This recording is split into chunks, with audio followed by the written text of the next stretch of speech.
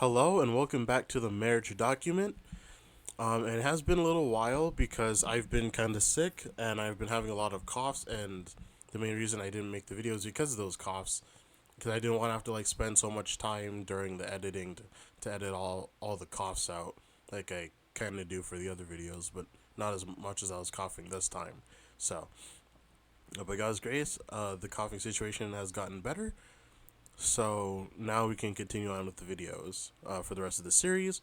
And the Sabbath document series, which is right after this one, is also under works. It already got the I had an old document of the Sabbath. No, leave that for later. Chapter 55: Moral Standards. Just before we begin, as per usual, as you can see this video here, and the mouse near the like button at the bottom. Hovered over the video, over the video. On the bottom right, you see the gear. It says settings. Click that. See playback speed. Click that. Scroll down, and click times 2 or 1.75, whichever you prefer. And I usually say this because I am pretty slow of speech at times. I may have some pauses, and just listening to me being sped up is a lot more bearable to listen to. So I'd advise you to play around with the speed. All right, continuing on. Satan seeks to pervert the marriage institution. It was Satan's studied effort in the antediluvian age to pervert the marriage institution, to weaken its obligations and lessen its sacredness. For in no sure way could he deface the image of God in man and open the door to misery and vice. Satan well knows the material with which he has to deal in the human heart. He knows, for he has studied the fiendish intensity for thousands of years. The points most easily assailed in every character, and through successive generations, he has wrought to overthrow the strongest men, princes in Israel, by the same temptations that were so successful at Baal Peor. All along through the ages, there are strewn wrecks of character that have been stranded upon the rocks of sensual indulgence. Tragedy in Israel. The crime that brought the judgments of God upon Israel was that of licentiousness. The forwardness of women to entrap souls did not end at Baal Peor. Notwithstanding the punishment that followed the sinners in Israel, the same crime was repeated many times. Satan was most active in seeking to make Israel's overthrow complete. The licentious practice of the Hebrews accomplished for them that which all the warfare of nations and the enchantments of Balaam could not do. They became separated from their God. Their covering and protection were removed from them. God turned to be their enemy. So many of the princes and people were guilty of licentiousness that it became a national sin. For God was wroth with the whole congregation. The history to be repeated. Near the close of this earth's history, Satan will work with all his power in the same manner and with the same temptations wherewith he tempted ancient Israel just before their entering the land of promise.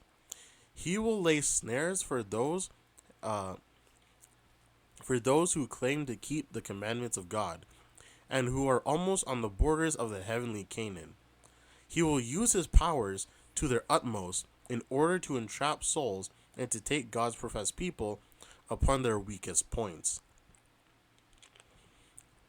Those who have not brought the lower passions into subjection to the higher powers of their being, those who have allowed their minds to flow in a channel of carnal indulgence of the baser passions, Satan is determined to destroy with his temptations, to pollute their souls with licentiousness. He will not aiming especially at the lower and less important marks, but makes use of his snares through those whom he can enlist as his agents to allure or attract men to take liberties which are condemned in the law of God. And men in responsible positions teaching the claims of God's law, whose mouths are filled with arguments in vindication of his law, against which Satan has made such a raid over, such he sets his hellish powers and his agencies at work, and overthrows them upon the weak points in their character, knowing that he who offends on one point is guilty of all, thus obtaining complete mastery over the entire man.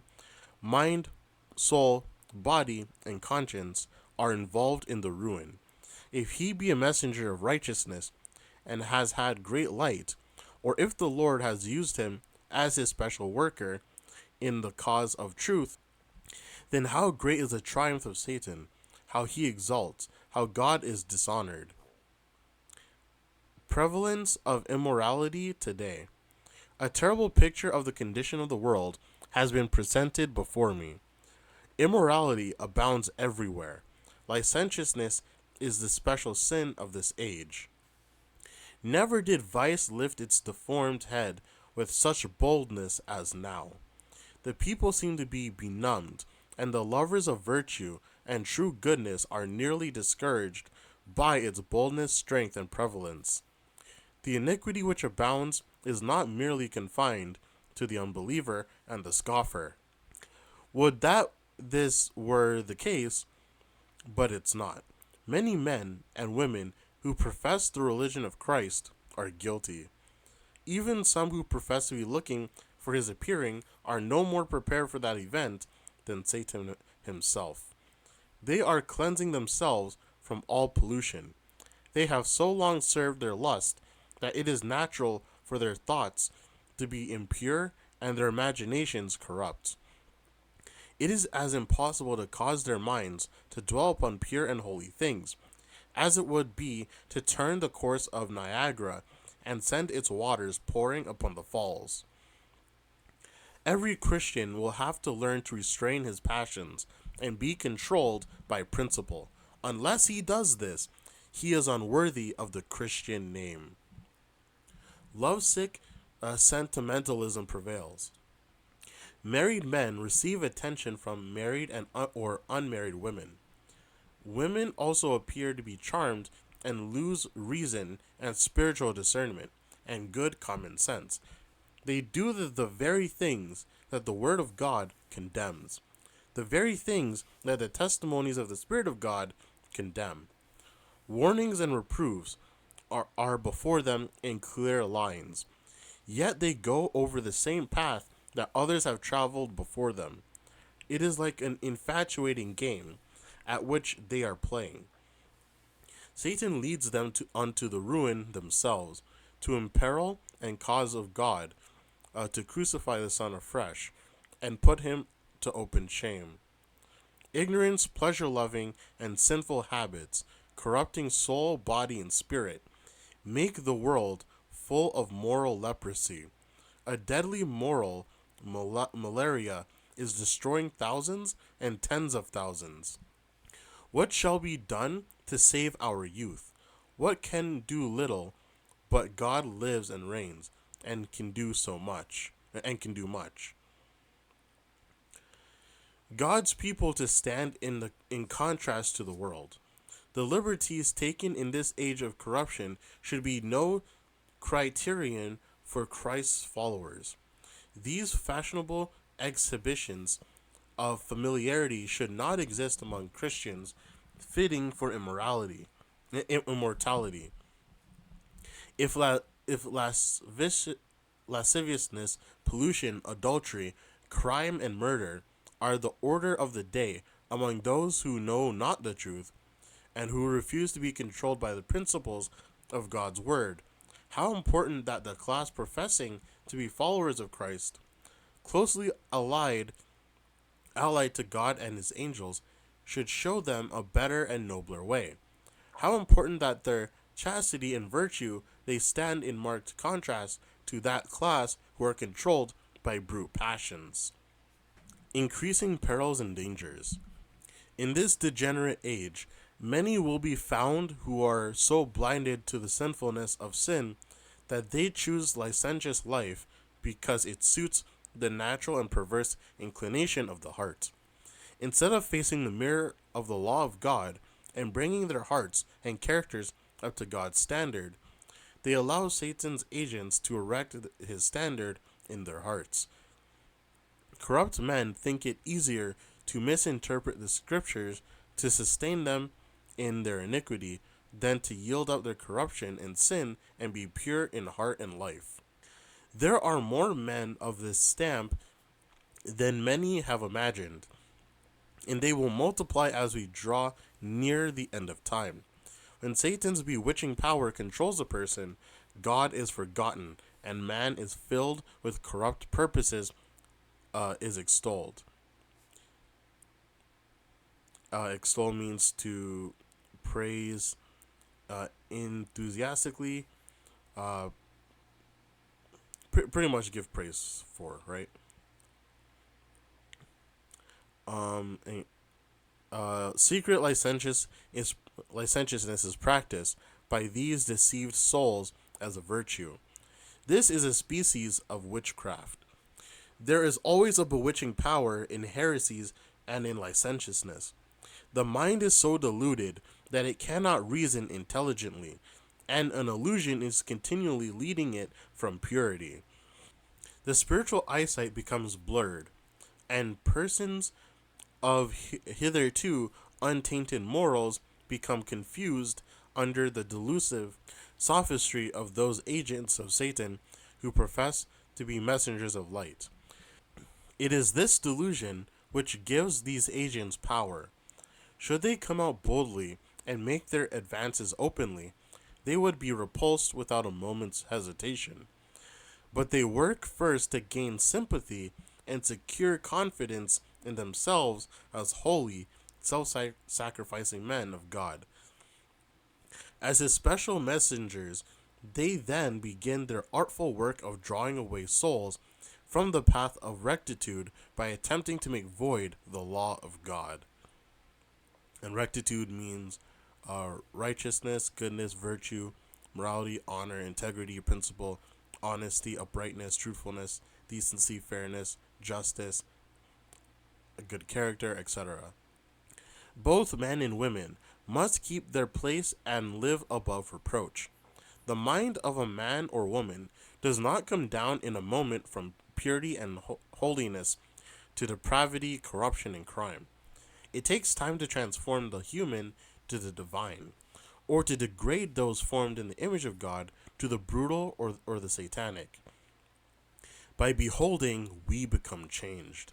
Okay, I should have had that underlined, because this is a quote that we should be like noticing a lot, or remembering rather. Though formed in the image of his maker, man can so educate his mind that sin, which he once loathed, will become pleasant to him. As he ceases to watch and pray, he ceases to guard the citadel, the heart, and engages in sin and crime. The mind is debased, and it is impossible to elevate from corruption while it is being educated to enslave the moral and intellect powers and bring them into subjection to a grosser passions. Constant war against the carnal mind must be maintained, and we must be aided by the refining influence of the grace of God, which will attract the mind upward and habituate it to meditate upon pure and holy things. There is no safety for any man, young or old, unless he feels the necessity of seeking God for counsel at every step. Those only who maintain close communion with God will learn to place his estimate upon men, to reverence the pure and the good, the humble and the meek. The heart must be garrisoned as was that of Joseph. Then temptations to depart from integrity will be met with decision. Quote, how then can I do this great wickedness and sin against God? End quote. The strongest temptation is no excuse for sin. No matter how severe the pressure brought to bear upon you, Sin is your own act. The seat of the difficulty is the unrenewed heart.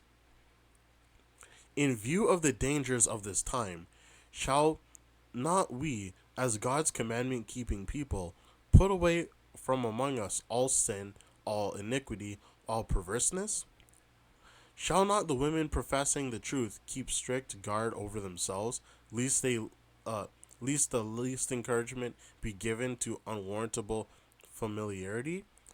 They may close many a door of temptation, if they will observe at all times strict reserve and propo- propriety, you guys know that word, of deportment. Women must uphold high standard of conduct. I write with a distressed heart that the women of this age, both married and unmarried, too frequently do not maintain the reserve that is necessary. They act like coquettes. You guys know that word? They encourage the attentions of single and married men, and those who are weak in moral power will be ensnared. These things, if allowed, deaden the moral senses and blind the mind so that crime does not appear sinful. Thoughts are awakened that would not have been if women had kept her place in all modesty and sobriety. She may have had no unlawful purpose or motive herself, but she has given encouragement to men who are tempted and who need all the help they can get from those who associated with them.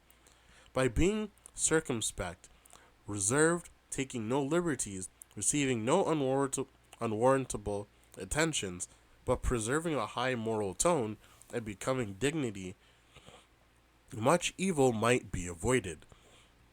I have long been designing to speak to my sisters and tell them that, from what the Lord has been pleased to show me from time to time, there is a great fault among them. They are not careful to abstain from all appearance of evil. They are not all circumspect in their deportment, as becometh women professing godliness. Their words are not as select and well chosen as those of women who have received the grace of God should be. They are too familiar with their brethren. They linger around them, incline toward them, and seem to choose their society. They are highly gratified with their attention. From the light which the Lord has given me, our sisters should pursue a very different course. They should be more reserved, manifest less boldness, and encourage in themselves, quote, shamefacedness and sobriety, end quote. Both brethren and sisters indulge in too much jovial talk when in each other's society. Women professing godliness indulge in much jesting, joking, and laughing. This is unbecoming and grieves the Spirit of God. These exhibitions reveal a lack of true Christian refinement. They do not strengthen the soul of God, but bring great darkness, and they drive away the pure, refined heavenly angels and bring those who engage in these wrongs down to a low level. All right, and this is the meaning of sobriety, the state of being sober, temperance, abstinence, moderation, and there's also another version of it where it says gravity, earnesty, steadiness, dignity, thoughtfulness. All right, moving on. Women are too often tempters. On one pretense or another, they engage the attention of men, married or unmarried, and lead them on till they transgress the law of God, till their usefulness is ruined and their souls are in jeopardy. If women would only elevate their lives and become workers with Christ, there would be less danger through their influence. But with their present feelings of unconcern in regard to home responsibilities and in regard to the claims that God has upon them, their influence is often strong in the wrong direction. Their powers are dwarfed, and their work does not bear the divine impress. There are so many forward misses and bold, forward women who have a faculty of insinuating themselves into notice, putting themselves in the company of young men, courting the attentions, inviting flirtations from married or unmarried men, that unless your face is set Christward, firm as steel, you will be drawn into Satan's net. As Christ's ambassador, I entreat you who profess present truth to promptly resent any approach to impurity and forsake the society of those who breathe an impure suggestion. Loathe these defiling sins with the most intense hatred. Flee from those who would, even in conversation, let the mind run in such a channel. Quote, for out of the abundance of the heart, the mouth speaketh. End quote. You should not for one moment give place to an impure convert suggestion, for even this will stain the soul, as impure water defiles the channel through which it passes. A woman who will allow an unchaste word or hints to be uttered in her presence is not as God would have her. One that will permit any undue familiarity or impure suggestion does not preserve her godlike womanhood, protected by a sacred circle of purity. Our sisters should encourage true meekness. They should not be forward, talkative, and bold, but modest and unassuming, slow to speak. They may cherish courteousness, to be kind, tender, pitiful, forgiving, and humble would be becoming and well pleasing to God. If they occupy this position, they will not be burdened with undue attention from gentlemen in the church or out. All will feel that there is a sacred circle of purity around these God-fearing women, which shields them from any unwarrantable liberties. With some women professing godliness, there is a careless, coarse freedom of manner which leads to wrong and evil. But those godly women whose minds and hearts are occupied in meditating upon themes which strengthen purity of life and which elevate the soul to commune with God will not be easily led astray from the path of rectitude and virtue. Such will be fortified against the sophistry of Satan. They will be prepared to withstand his seductive arts. I appeal to you as followers of Christ, making an exalted profession, to cherish the precious, priceless gem of modesty. This will guard virtue. Control the thoughts. You should control your thoughts. This will not be an easy task. You cannot accomplish it without close and even severe effort. Yet, God requires this of you. It is a duty resting upon every accountable being. You are responsible to God for your thoughts. If you indulge in vain imaginations, permitting your mind to dwell upon impure subjects, you are in a degree as guilty before God as if your thoughts were carried into action. All that prevents the action is the lack of opportunity. Day and night dreaming and castle building are bad and exceeding dangerous habits. When once established, it is next to impossible to break up such habits and direct the thoughts of pure, holy, elevated themes. Beware of flattery. I am pained when I see men praised, flattered, and petted. God has revealed to me the fact that some who receive these attentions are unworthy to take his name upon their lips. Yet they are exalted to heaven in the estimation of finite beings, who read only from outward appearance. My sisters, never pet and flatter poor, fallible, erring men, either young or old, married or unmarried. You know not their weaknesses, and you know not but that these very attentions and this profuse praise may prove their ruin. I am alarmed at the short-sightedness, the want of wisdom that many manifest in this respect. Men who are doing God's work and who have Christ abiding in their hearts will not lower the standard of morality, but will ever seek to elevate it. They will not find pleasure in the flattery of women, or in being petted by them. Let men, both single and married, say, quote, "Hands off, I will never give the least occasion that my good should be evil spoken of. My good name is capital of far more value to me than gold or silver. Let me preserve it untarnished. If men assail that name, it shall not be because I have given them occasion to do so, but for the same reason that they spoke evil of Christ, because they hated the purity and holiness of his character for it. What was for it was a constant rebuke to them."